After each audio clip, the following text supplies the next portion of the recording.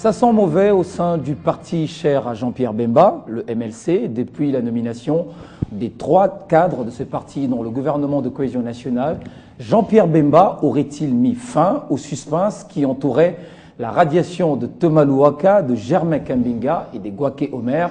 Ces derniers sont-ils vraiment radiés du parti? Eh bien, on va le savoir avec un invité sur ce plateau, Jean-Jacques Mamba, cadre du MLC. Il est secrétaire national chargé de l'idéologie et la formation du parti. Bienvenue. Merci. Et merci d'avoir répondu à notre question, à notre invitation, j'allais dire, et de faire le point sur cette crise au sein du MLC. Alors, dites-moi, est-ce que le parti se porte bien, le MLC, de Jean-Pierre Bemba? Oui, en dépit de quelques turbulences qu'on a pu observer, je pense que les choses se remettent en marche. La machine se remet en marche et les choses vont aller bon train. Donc, pour l'instant, je peux vous dire que nous sommes en pleine reconstruction et que ça va aller très bien sous peu. Mais qui dirige le parti finalement? C'est Jean-Pierre Bemba ou c'est Thomas Louaka ou Fidel Babala? Non, actuellement, nous avons un président national et nous avons un secrétaire général qui est la personne de Madame Eve Bazaïba, qui est la sénatrice Madame Eve. Donc le parti est géré selon les dispositions statutaires claires. Le président du parti a les prérogatives de nommer un nouveau secrétaire général. Il l'a fait. Donc actuellement, le secrétaire général gère les affaires courantes, donc Madame Eve Bazaïba. Le président national est là, il est en fonction, et Monsieur l'honorable Babala est secrétaire général adjoint. Donc les choses sont aussi structurées que vous pouvez l'entendre. Gustave Kalenga, que j'ai reçu ici sur ce plateau, a dit que Jean-Pierre Bemba était astreint des activités du parti. Que dites-vous à ça? Vous savez, lorsque vous avancez des choses, il faut avoir des documents. Hein. Jusqu'à preuve du contraire, le président national n'est pas empêché. Pour preuve, il continue à participer au débat politique au travers, par rapport à ses fonctions. Et à prendre des décisions. Et à prendre des décisions. Il a une ligne téléphonique, prend des décisions, communiquer et des décisions concertées. Hein. Ce ne sont pas des décisions unilatérales. Donc, cette polémique a été soulevée à l'époque du du secrétaire général François Mwamba. Et c'est un débat qui continue, mais jusqu'à preuve du contraire, il n'y a aucun document qui atteste l'incapacité ou l'empêchement du président national à exercer ses fonctions. Donc jusque-là, il n'y a pas. Mais Jean-Jacques, lorsque les troupes du MLC étaient en Centrafrique, oui, Jean-Pierre Bemba est accusé d'avoir dirigé des troupes qui étaient sous la direction du président à l'époque. Okay. Aujourd'hui, Jean-Pierre Bemba est à la haie. Oui. Comment peut-il, à partir de sa cellule, diriger les activités du parti? Je ne vous ai pas dit qu'il dirigeait les activités du parti. Je dis qu'il a des prérogatives en tant que président national. Il est assisté par un secrétariat général, donc un secrétaire général et des adjoints, qui émettent des avis, et il a un avis à émettre. Il a une voix au sein du MLC. Il n'y a pas de parallélisme entre la situation de la gestion d'un parti politique et le commandement des troupes à une distance quelconque, parce que là, il faut une certaine technicité. Et je pense que, pour ceux qui ont suivi le procès, le président était incapable, ne connaissant même pas bien la Centrafrique, de donner des ordres de commandement sur terrain à des troupes qui se trouvent à 2000 km de distance. Donc ce qui se passe ici, nous parlons d'un parti politique, il est président national, il est au fait de ce qui se passe au parti. En tant que membre du collège de fondateurs et président national en fonction, il a un avis à émettre et il a émis cet avis. Quel est son avis? Quelle est sa position par rapport Mais écoutez, nous avons reçu 2 courriers qui ont été ratifiés par le greffe de la Cour pénale internationale. Donc ce sont des courriers authentifiés. Nous avons reçu 2 courriers, l'un dans lequel nous avons la nomination du nouveau secrétaire général en la personne de Madame Eve Bazaïba, la sénatrice, et un autre courrier dans lequel il s'adresse à Monsieur Thomas pour exprimer son regret quant au fait qu'il s'est dédouané de respecter les règles élémentaires qui régissent notre parti, notamment à travers de ses statuts. Mais la plupart des membres du collège de fondateurs émettent des doutes sur l'authenticité. Mais écoutez, ceux qui émettent des doutes devront prouver. Nous, on n'a pas de souci à ce niveau-là parce que les documents sont présents. Il appartient à celui qui accuse d'apporter les éléments de ces allégations, mais on va faire quelques observations par rapport à ce qui s'est passé, parce qu'il faut que les gens comprennent exactement comment ça fonctionne. Donc vous avez la première observation. Je vais parler de la forme et puis nous allons parler du fond. Oui. Parlons de la forme. La première observation, c'est que on désigne, lorsqu'un parti accepte ou veut désigner des membres pour participer à un gouvernement, la décision se prend au niveau du bureau politique. Jusqu'à la dernière, parce que je fais partie du bureau politique, jusqu'à la dernière réunion du bureau politique, Madame Eve Bazaïba, qui est aujourd'hui secrétaire général, le sénateur Njoli, le sénateur Ramazani, ont posé la question explicite au secrétaire général, l'ancien, actuellement excellence vice-premier ministre, de savoir si nous avions été approchés par la majorité pour une offre quelconque par rapport au gouvernement. La réponse était catégorique. Donc, jusqu'à preuve du contraire, jusqu'à la veille, l'ancien secrétaire général, aujourd'hui Excellence, n'a pas pris le soin de contacter le secrétariat général ou de ramener la question au parti pour qu'elle soit discutée. Donc ça, c'est au niveau de la forme, c'est tout à fait inadmissible que quelqu'un se présente au gouvernement négociant au nom du parti, alors qu'en réalité, il n'a même pas contacté les personnes au nom desquelles il négociait. Donc ça, c'est un problème de forme.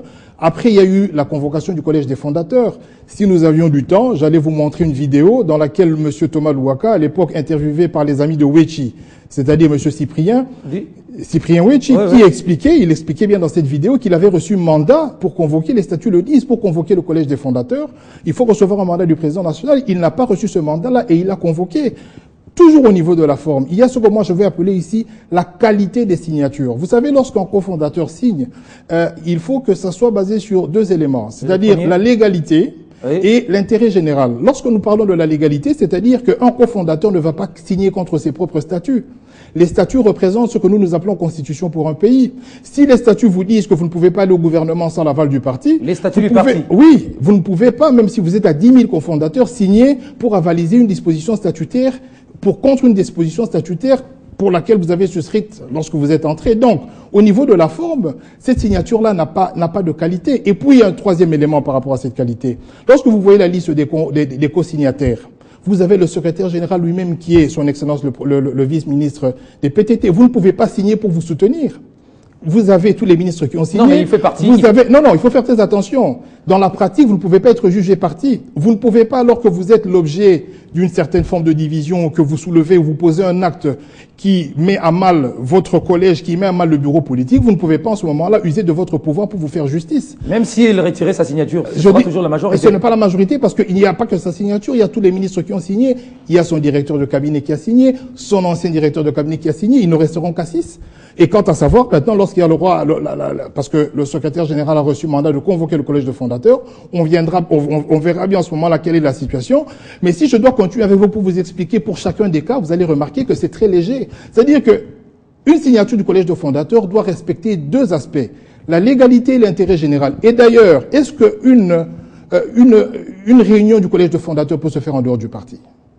Ce sont eux qui ont fondé le parti. Comment pouvez-vous expliquer qu'ils vont prendre des décisions, les lire en dehors du parti? Nous n'avons pas vu. Privée. Mais voilà. Donc ce que je dis, c'est que quelque chose qui est de notoriété publique, leur parti vous appartient, vous êtes des cofondateurs du parti, vous avez pris une décision où vous appuyez des gens, mais venez au parti, expliquez cette décision et signez devant tout le monde. Ça ne se fait pas dans des lieux privés. C'est peut-être pour éviter des rivalités, vu la tension. Mais non, ça c'est au niveau de la forme. Maintenant, on peut aller plus loin. Moi, je suis du MLC, je suis de Delvaux, je n'ai rencontré personne qui est pour que le MLC aille au gouvernement. Nous avons une loi portant statut de l'opposition qui dit en son article 4 que toute personne ou tout groupement, tout parti politique qui va dans un gouvernement de la majorité renonce à sa qualité d'opposant.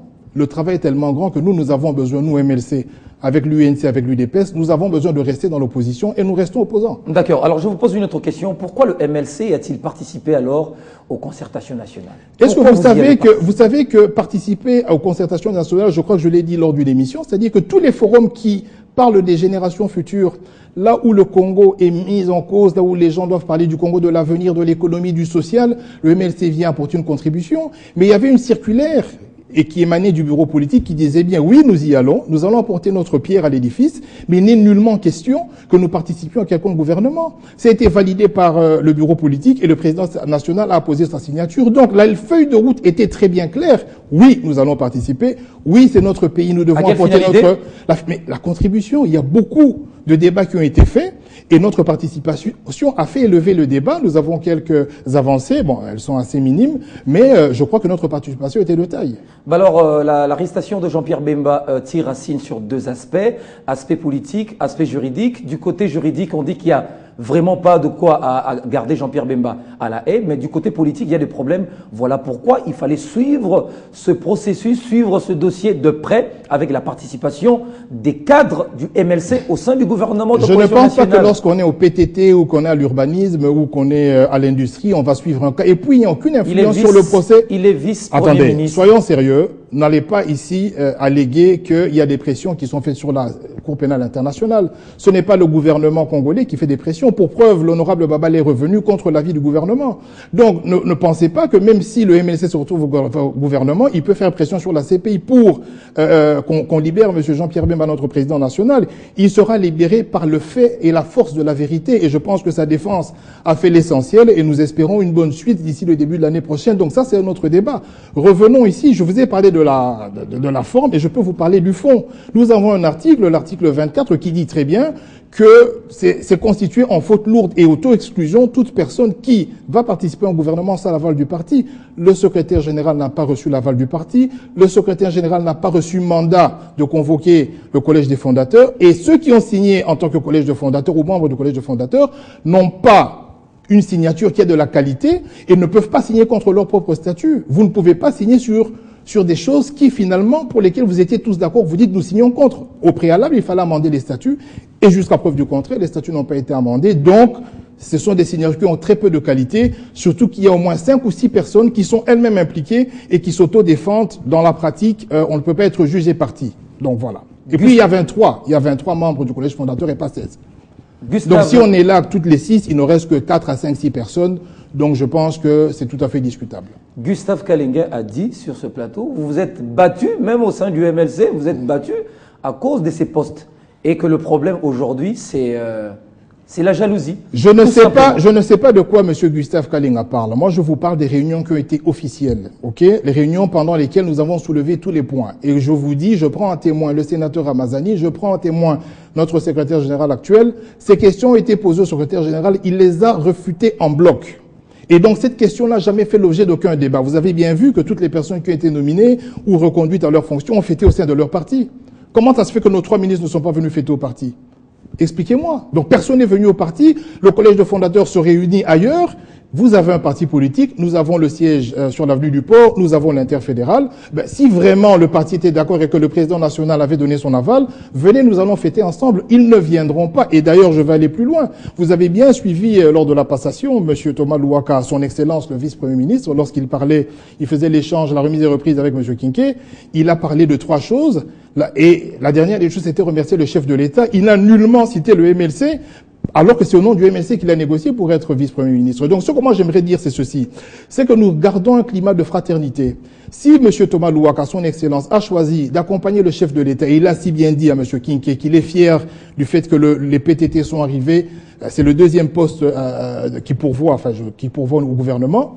Si aujourd'hui, M. Thomas Louaka, son excellence de vice-premier ministre, a choisi d'accompagner M. Kabila dans la reconstruction ou dans la révolution de la modernité, qu'on nous laisse à nous la possibilité de critiquer parce que nous sommes des opposants.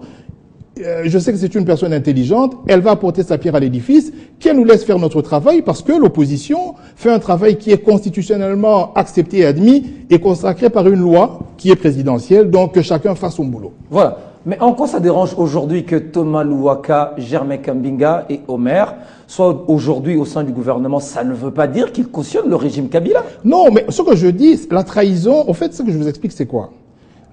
Moi, je vais évaluer, je vais apporter peut-être un jugement sur l'exercice de la fonction. Je suis en train de vous dire ici que M. Thomas Louaka, avec lequel j'ai des très bonnes relations, est une personne intelligente. Donc, je pense qu'il va faire ses marques au sein de ce ministère. Monsieur Germain Kambing est une personne qui a beaucoup de valeur aussi. Je pense qu'il va nous apporter des industries, il va créer de l'emploi. Et Monsieur Egwake, qui a l'urbanisme, pourra aussi arranger les problèmes qu'il y a là. Donc, ce n'est pas un problème de personne, mais c'est un problème de principe. Les personnes qui font librement le choix d'adhérer à un gouvernement de la majorité, parce que sur 47 ministres, vous n'avez que 7 ministres de l'opposition, donc ce n'est pas un gouvernement de cohésion nationale, mais c'est un gouvernement d'ouverture, ok? Si les gens de l'opposition, des personnalités de l'opposition ont choisi d'accompagner M. Kabila... C'est là que ça dérange le MLC? Non, c'est-à-dire que au niveau de la forme, déjà au niveau de la nomenclature, la sémantique, je n'appellerai pas ça un gouvernement de cohésion nationale. J'appellerai ça un gouvernement de l'ouverture. Et je pense que ceux des nôtres, nos anciens collègues qui sont partis dans son gouvernement, ont fait le choix d'accompagner le président de la République dans son combat, dans son programme, et nous espérons pour eux qu'ils vont faire un bon travail. Donc là n'est pas la question. Mais pour nous qui n'avons pas fait ce choix, pour nous qui avons choisi de rester dans l'opposition, que notre choix soit respecté et que nous laissions les choses aller telles qu'elles se présentent actuellement, c'est-à-dire avec un nouveau secrétariat général, avec un MLC qui n'est pas au gouvernement, et j'espère que les autorités du parti pourront écrire écrire aux diverses instances pour que cette situation soit clarifiée. Nous ne sommes pas au gouvernement, nous sommes dans l'opposition et une opposition républicaine et constructive. Alors, si je comprends bien, ce suspense est fini.